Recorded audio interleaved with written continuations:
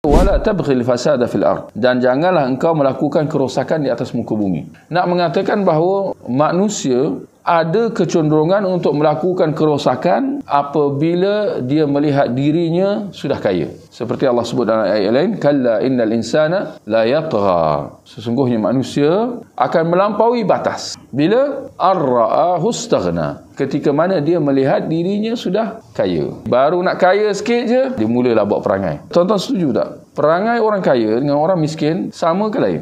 Lain. Cara cakap lain, gaya lain, mungkin pakaian lain. Kecuali sejak Semenjak ni lah, tuan-tuan perasan tak? Ada seperti trend di mana orang kaya pun nak berpakaian seperti orang miskin. Ini trend terbaru. Dahulu memang makruf, zaman berzaman, beribu-ribu tahun, pakaian orang kaya sedia maklum berbeza dengan pakaian orang miskin. Orang miskin pakaian dia compang-camping atau lusuh, tak berapa cantik, tak berapa berseri, berbanding pakaian orang kaya yang daripada jenis yang mahal, cantik, berseri dan sebagainya. Tetapi sejak Semenjak ni, kalau tuan-tuan perasan lah, seorang itu mungkin dia milioner, jutawan, naik kereta supercar orang kata, tapi bila dia keluar, pakaian dia tak menggambarkan dia jutawan. Dia pakai pakaian apa tuan-tuan? Koyak-koyak tuan-tuan. Perasan tak? Ini dah jadi macam trend. Saya tertarik dengan ada penjelasan. Ada yang cuba nak memberi tafsiran kenapa sebahagian orang kaya dia nak berpakaian macam tu. Pakaian yang kita kata simple lah. Ada seorang tu dia jutawan,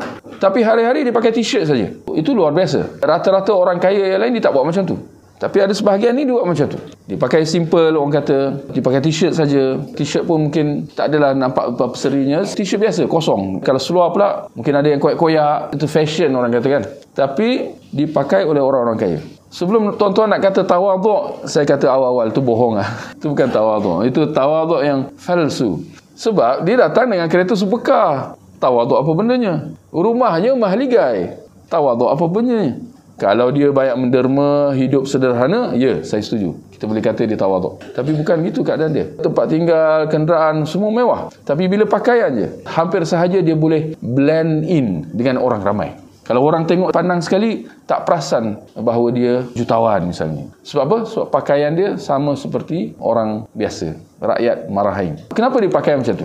Apa tafsiran? Orang kaya berpakaian seperti orang miskin. Apa jawapan? Kenapa? Ada sebab tak? Mesti ada sebab. Sebab trend ni baru-baru ni. Dulu-dulu tak ada. Mana ada dulu fashion koyak-koyak? Mana ada? Ini baru.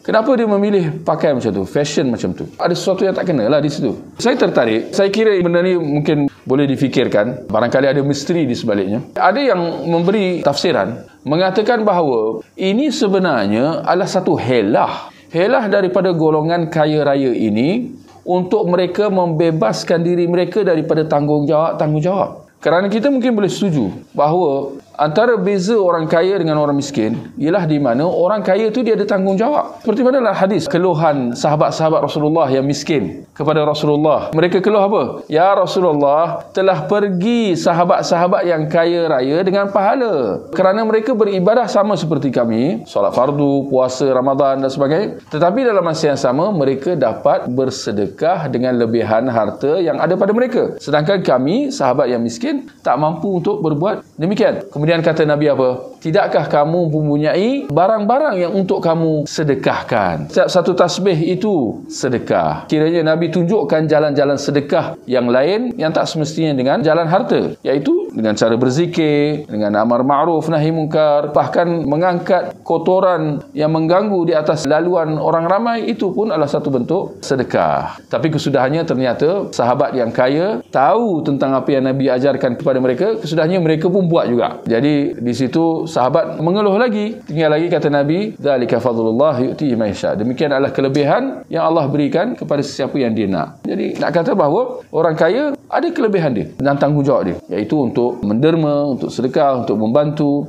Tapi di sini berbalik kepada soalan tadi, ada yang memberi tafsiran mengatakan bahawa ini adalah satu helah daripada orang kaya raya untuk mereka nak melepaskan tanggungjawab apa yang diistilahkan sebagai tanggungjawab sosial mereka. Tanggungjawab mereka ke atas masyarakat untuk nak membantu. Mereka nak mengatakan bahawa walaupun bukan dengan kata-kata tetapi dengan pakaian mereka, bahawa saya pun miskin. Yang ini dengan kata saya pun ada banyak masalah. Saya pun ada banyak tanggungan sama seperti manusia lain, sama seperti rakyat marahin yang lain. Justru jangan nak minta macam-macam daripada aku. Yang ni aku pun menagih bantuan mungkin. Aku pun menagih bantuan daripada kerajaan dan seumpamanya. Jadi saya tertariklah dengan tafsiran seperti itu. Nak mengatakan bahawa satu benda yang tak kena lah paling tidaknya.